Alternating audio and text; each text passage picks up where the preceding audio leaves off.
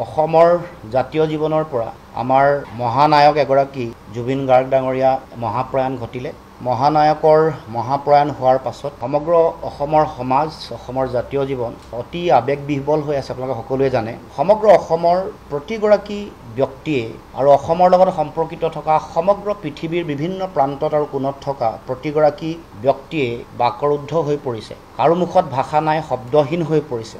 এটা জাতিক জগুৱাৰ গান গোৱা, জাতিক জগুৱাৰ গান গাই জাতীয় স্বাভিমান শক্তিশালী কৰা, জাতিলৈ অমূল্য অৱদান আগবঢ়োৱা সংগীত, বোলছবি, সাহিত্য, সমাজ জীৱন, পৰিৱেশ, পাৰিপাৰ্শ্বিকতা, পৰিৱেশ সংৰক্ষণ, জৈৱ বৈচিত্ৰতা সংৰক্ষণ, এটা জাতিক জাতি হিচাপে জীয়াই থাকিবলৈ লগা বিভিন্ন ধৰণৰ মাৰ্গদৰ্শন দিয়া জুবিন গাৰ্গ ডাঙৰীয়া যেতিয়া আমাৰ মাজৰ পৰা হঠাৎ নাইকিয়া হৈ গ'ল, সমগ্ৰ জাতিটো স্তব্ধ আৰু বাকৰুদ্ধ হৈ পৰিলে। গতিকে আমি আপোনালোকৰ আগত কিছু কথা ক'ব লগা হৈছে। এইটো আমি অত্যন্ত দুখেৰে আৰু যথেষ্ট আৱেগবিহ্বল হৈ এই বিষয়সমূহ আমি উত্থাপন কৰিব খুজিছোঁ। এইটো এটা জাতীয় দায়িত্ব হিচাপে, কাৰণ জুবিন দা আমাৰ কাৰণে সম্পদ। জুবিন দা জাতীয় জীৱনৰ আৱেগ আৰু স্বাভিমানেই নহয়, তেওঁ জাতীয় জীৱনৰ আৱেগ আৰু স্বাভিমানৰ আগ্নেয়গিৰি আছিলে। এই কথা আমি সকলোৱে জানো। আৰু অসমৰ সমাজখনক পূৰ্ণাংগ এটা সমাজ আৰু জাতীয় চেতনা দি থৈ গৈছিলে। গতিকে জুবিন গাৰ্গৰ এই যিটো গোটেই ঘটনা, ইয়াৰ লগে লগে সমগ্ৰ অসমৰ ৰাইজে বা উত্তৰ পূৰ্বাঞ্চল বা সমগ্ৰ পৃথিৱীৰ জুবিন গাৰ্গ ডাঙৰীয়াক ভাল পোৱা, তেওঁৰ আৱেগৰ লগত সম্পৃক্ত হৈ থকা প্ৰত্যেকেই কৈছে যে এই গোটেই ঘটনাটোৰ লগত এটা ৰহস্য জড়িত হৈ আছে। ইয়াক এটা অতি উচ্চ পৰ্যায়ৰ তদন্ত লাগে আৰু যিসকল ব্যক্তিৰ দুখৰ কাৰণে জাতীয় মহানায়কগৰাকী আমাৰ মাজৰ পৰা হেৰাই গ'ল, সেইসকলক শক্তিশালী দৃষ্টান্তমূলকভাৱে শাস্তিৰ ব্যৱস্থা গ্ৰহণ কৰিব লাগে। এইটো অসমৰ জনগণৰ হৃদয়ৰ আহ্বান। সমগ্ৰ পৃথিৱীত জুবিন গাৰ্গ ডাঙৰীয়াক ভাল পোৱা প্ৰতিগৰাকী মানুহৰ সকলোৰে এইটো এটা দাবী। দেখিছোঁ যে CIDৰ তদন্ত দিয়া হৈছে আৰু তাৰ পাছত ৰাইজে কৈছে যে তাতোকৈ উচ্চ পৰ্যায়ৰ তদন্ত হ'ব লাগে। এতিয়া আমাৰ সকলোৰে এটা স্পষ্ট আমাৰ দৃষ্টিভংগী যে ছিংগাপুৰত এই গোটেই ঘটনাটো ঘটিছে, ইয়াৰ লগত এটা আন্তঃৰাষ্ট্ৰীয় বিষয় জড়িত হৈ আছে। কাৰণ ছিংগাপুৰত ঘটা গোটেই কথা বতৰাবোৰ, ইয়াৰ পুলিচ প্ৰশাসন, ইয়াত হোৱা গোটেই কথা বতৰাবোৰ সাক্ষ্য লোৱা, গোটেই বিষয়টো পুংখানুপুংখভাৱে তদন্ত কৰিবলৈ হ'লে CIDৰ দ্বাৰা সম্ভৱ নহয়। CIDয়ে আজি গোটেই বিষয়টো আগবঢ়াবলৈ হ'লে কেন্দ্ৰীয় গৃহ মন্ত্ৰণালয়, দেশৰ বহি পৰিক্ৰমা মন্ত্ৰণালয়ৰ তেওঁলোকৰ অনুমতি লৈ গোটেই কামটো আগবঢ়াব লাগিব। যিহেতু সমগ্ৰ দেশে, সমগ্ৰ পৃথিৱীয়ে কৈছে, BBC, নিউয়ৰ্ক টাইমছেও এই কথা উল্লেখ কৰিছে, ভাৰতবৰ্ষৰ অতি শক্তিশালী যিসকল সাংবাদিক আছে, যিসকল সংবাদ জগতৰ লগত জড়িত হৈ থকা সম্পাদক যিসকল আছে, তেওঁলোকেও অতি শক্তিশালীভাৱে প্ৰতিবেদন প্ৰকাশ কৰি তেওঁলোকে কৈছে যে জুবিন গাৰ্গ ডাঙৰীয়াক কেৱল মাত্ৰ এগৰাকী গায়ক বা বোলছবি বনোৱা, বোলছবিত অভিনয় কৰা ব্যক্তি হিচাপে ধৰিলে নহ'ব। এটা জাতিক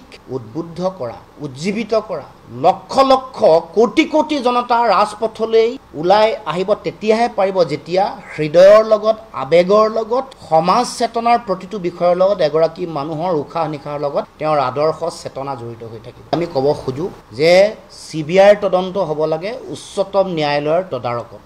এইটো আমাৰ ফালৰ পৰা দাবী উত্থাপন কৰিছোঁ। যিসকলৰ বিৰুদ্ধে অভিযোগৰ আঙুলি উঠিছে, যিসকলৰ বিৰুদ্ধে গোচৰ আছে, যিসকলৰ বিৰুদ্ধে গোচৰ ৰুজু কৰা হৈছে, মানে ৰেজিষ্ট্ৰেশ্যন কৰা হৈছে, পঞ্জীয়নভুক্ত হৈছে, আৰু যিসকল ব্যক্তিৰ নাম আহিছে তেওঁলোকে কেনেকৈ মুকলি আকাশৰ তলত ঘূৰি ফুৰিছে, ইয়াৰ কাৰণ সেইসকল ব্যক্তিৰ মুখ্যমন্ত্ৰীৰ লগত থকা ঘনিষ্ঠতা নেকি, নিকট নেকি, তেওঁলোক পাকঘৰৰ মানুহ নেকি, যিসকল তেওঁলোকৰ পৰিয়ালৰ মানুহ, অতি গুৰুত্বপূৰ্ণ। অসমৰ বিশ্ববিদ্যালয়ৰ উপাচাৰ্য, কোনোবা আগৰ DGP, তেওঁলোকো ভাল ভাল অফিচিয়েল দায়িত্বত আছে, বিভিন্ন ধৰণে সম্পৰ্কিত। এইবোৰ কথা আপোনালোকে জানে। গোটেই বিষয়টো ৰাইজক ন্যায় দিয়াৰ দায়িত্ব চৰকাৰৰ। শ্যাম কানু মহন্ত বুলি কোৱা যিগৰাকী মানুহ, ছিংগাপুৰত তেওঁক কিয় বন্দী কৰি ৰখা হোৱা নাই বা তেওঁক আনিবলৈ কিয় ব্যৱস্থা কৰা হোৱা নাই? তেওঁ পলাতক নেকি? যদি পলাতক, তেতিয়াহ'লে পলাতক বুলি ঘোষণা কৰিব লাগে। গোচৰ ৰুজু কৰিছে, আজিলৈকে নটিচ দিলে নে ঘৰত? আজি অসমৰ মুকলি আকাশত যিসকলে আছে তেওঁলোকেতো সংবাদ মাধ্যমৰ আগত সদায় কথা কৈয়ে আছে, যোৱা 2-3 দিন ধৰি আপোনালোকে প্ৰচাৰ কৰি আছে, তেওঁলোকক কিয় কৰায়ত্ব কৰা হোৱা নাই? অহৈটো কি প্ৰীতিটো কিয়? মানে মই বুজি পোৱা নাই, মানে কি কথা আচলতে, ইয়াৰ ৰহস্য কি? তাৰমানে অসমৰ মুখ্যমন্ত্ৰী ডাঙৰীয়া প্ৰথমে ক'লে যে শ্যাম কানু মহন্ত বুলি কোৱা যিগৰাকী ব্যক্তি, সেইগৰাকী ব্যক্তিৰ নাম তালিকাত তেওঁৰ নাম হেনো নাই, 14গৰাকী ব্যক্তি। তাৰ পাছত এটা গোচৰ আহিল, 4গৰাকী মানুহৰ নাম তাত সন্নিৱিষ্ট হৈছে, শ্যাম কানু মহন্ত, সঞ্জীৱ নাৰায়ণ, সিদ্ধাৰ্থ শৰ্মা আৰু শেখৰ গোস্বামী। যিসকল মানুহৰ নাম আহিছে, যিসকল তালৈ গৈছে, তেওঁলোকবোৰ মুকলি আকাশৰ তলত ঘূৰি ফুৰিছে। তেওঁলোকবোৰে আহি সংবাদমেল সম্বোধন কৰিছে, বিভিন্ন সাংবাদিক বন্ধুসকলক তেওঁলোকে ইণ্টাৰভিউ দিছে, কথা বতৰা কৈছে। এই গোটেই কথা বতৰাবোৰ আত্মপক্ষ সমৰ্থন কৰিবৰ কাৰণে তেওঁলোকক সুযোগ দিয়া হোৱা নাইনে? সাধাৰণতে এটা গোচৰ যেতিয়া দিয়া হয়, গোচৰটো ৰুজু হোৱাৰ লগে লগে যাৰ নাম সন্নিৱিষ্ট হয় তেওঁলোকক বিচাৰিব লাগে, তেওঁলোকক কৰায়ত্ব কৰিব লাগে, তেওঁলোকৰ সাক্ষ্য ল'ব লাগে, তেওঁলোকক ইনভেষ্টিগেশ্যন বা এনকুৱাৰী কৰিবৰ কাৰণে বিভিন্ন ধৰণৰ চৰকাৰৰ ফালৰ ব্যৱস্থা গ্ৰহণ কৰিব লাগে। তেওঁলোকক যদি বিচাৰি পোৱা নাই তেতিয়াহ'লে ঘৰলৈ এখন নটিচ পঠাব লাগে, পত্ৰিক নটিচখন দিব লাগে। আমি দেখিছোঁ যে দিল্লীত সিদ্ধাৰ্থ শৰ্মা নামৰ ব্যক্তিগৰাকী অহা বুলি মুখ্যমন্ত্ৰীয়ে নিজেই কৈছে, লগ পোৱা বুলি কৈছে, কৰায়ত্ব কিন্তু নকৰিলে। যিসকল মানুহ তালৈ গৈছিলে, বহুতৰ নাম গোচৰত নাই, সেই সকলকো মাতি আনি মতাৰ দায়িত্ব হয়নে নহয়? সেই সকলকো মাতি আনিব লাগিব। যাৰ নাম সন্নিৱিষ্ট হৈছে সংবাদ মেলত তেওঁলোকৰ কথা কৈ আছে, যোৱা 3 দিন ধৰি নিৰৱচ্ছিন্নভাৱে কৈ আছে। এইটো কেনেকুৱা ধৰণৰ কথা? তাৰ মানে মুখ্যমন্ত্ৰীৰ লগত ঘনিষ্ঠ সম্পৰ্ক থকাৰ সুবাদতে মুখ্যমন্ত্ৰীৰ নিকট আৰু মুখ্যমন্ত্ৰীৰ পাকঘৰৰ মানুহ হোৱাৰ কাৰণেই এইসকল ব্যক্তি হাৰি গৈছে নেকি, এই প্ৰশ্ন আমি উত্থাপন কৰিব খুজিছোঁ। এইটো আমি জানিব খুজিছোঁ, অসমৰ ৰাইজে জানিব খুজিছে। এই 4 দিন বা 3 দিন বা এই 5 দিন কিয় বিলম্ব কৰা হৈছে? ইয়াৰ কাৰণ কি? আৰু তেওঁলোকক কিয় কৰায়ত্ব কৰা হোৱা নাই? যেতিয়াই কাৰোবাৰ বিৰুদ্ধে অভিযোগ আহে, অপৰাধী বুলিতো এতিয়াও হোৱা নাই, কিন্তু অভিযোগ যিহেতু আহিছে, সকলো ৰাইজৰ সন্দেহ আছে, তেওঁলোকক ধৰিব লাগে। যেতিয়াই সময় পাব, সুযোগ পাব, তেতিয়াই সাক্ষ্য লুকুৱাব, তথ্য প্ৰমাণ লুকুৱাব, কথা সলনি কৰিবলৈ সময় পাব, ন্যায়াধীশৰ লগত আলোচনা কৰিবলৈ সুযোগ পাব।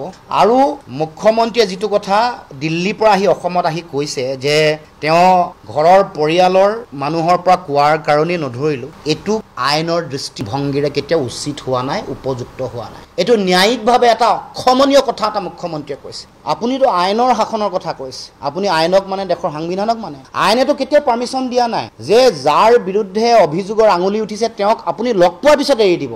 আপুনি আইনৰ ৰক্ষক। তেওঁলোকে এই সময়ত নিজৰ এভিডেন্সটো নাইকিয়া কৰিবলৈ সময় পাব, তেওঁলোকে সাক্ষ্য সলনি কৰিবলৈ সময় পাব, ভাবিবলৈ সময় পাব, তেওঁলোকে বস্তুটো নিজৰ ধৰণে ডিজাইন কৰিবলৈ সময় পাব, কোনোবা তেওঁলোকৰ বন্ধু অধিবক্তাৰ লগত কথা পাতিবলৈ সুযোগ পাব, তেওঁলোকে গোটেই বস্তুটো প্লেচ কৰিবলৈ সুযোগ পাব।